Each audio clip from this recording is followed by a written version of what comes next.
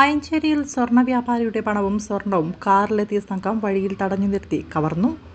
വ്യാപാരിയെ ബൈക്കിടിച്ച് വീഴ്ത്തി മുഖത്ത് pepper spray അടിച്ച് കാറിൽ തട്ടിക്കൊണ്ടുപോയാണ് നാലംഗ സംഘം ക്രൂരമായി ആക്രമിച്ചതും കവർച്ച നടത്തിയതും. മഹാരാഷ്ട്ര സ്വദേശിയും നിലവിൽ കാർത്തികപ്പള്ളിയിൽ ക്വാർട്ടേഴ്സിൽ താമസക്കാരനുമായ 38-കാരൻ സന്തോഷാണ് ഈ ദാരുണമായ കവർച്ചയ്ക്കിരയായത്. ഇന്നലെ രാത്രിയായിരുന്നു സംഭവം. അയഞ്ചേരിയിൽ തന്റെ കടപൂട്ടി ബൈക്കിൽ കാർത്തികപ്പള്ളിയിലെ താമസ സ്ഥലത്തേക്ക് മടങ്ങുകയായിരുന്നു സന്തോഷ്. യാത്രക്കിടെ വിജനമായ സ്ഥലത്ത് വെച്ചാണ് അക്രമികൾ ചാടി വീണത്. ചുവന്ന സ്വിഫ്റ്റ് കാറിലെത്തിയ നാലംഗ സംഘം സന്തോഷ് സഞ്ചരിച്ച ബൈക്കിലേക്ക് കാർ ഇടിച്ചു കയറ്റുകയായിരുന്നു. നിയന്ത്രണം വിട്ട് റോഡിലേക്ക് വീണ സന്തോഷിന് നേരെ അക്രമികൾ പെപ്പർ സ്പ്രേ പ്രയോഗിച്ചു. കാഴ്ച മറിഞ്ഞ് നിലവിളിച്ച സന്തോഷിനെ ബലമായി കാറിലേക്ക് വലിച്ചിഴച്ച് കയറ്റുകയായിരുന്നു.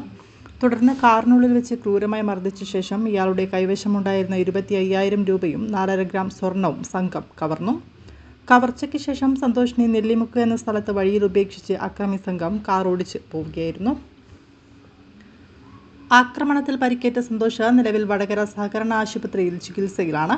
സംഭവത്തിൽ വടകര പോലീസ് കേസ് രജിസ്റ്റർ ചെയ്ത് ഊർജിതമായ അന്വേഷണം ആരംഭിച്ചിട്ടുണ്ട്. പ്രതികൾ സഞ്ചരിച്ച ചുവന്ന സ്വിഫ്റ്റ് കാറിനെ കേന്ദ്രീകരിച്ചാണ് അന്വേഷണം പുരോഗമിക്കുന്നത്. പ്രതികളെ തിരിച്ചറിയുന്നതിനായി ആയഞ്ചേരി മേഖലകളിലെയും പരിസരങ്ങളിലെയും CCTV ദൃശ്യങ്ങൾ പോലീസ് ശേഖരിച്ചിട്ടുണ്ട്. പ്രദേശത്തെ ഭീതി പടർത്തിയ ഈ ആസൂത്രിത കവർച്ചയ്ക്ക് പിന്നിൽ കൃത്യമായ കൊട്ടേഷൻ സംഘങ്ങളുണ്ടോ എന്ന കാര്യവും പോലീസ് പരിശോധിച്ചു വരികയാണ്.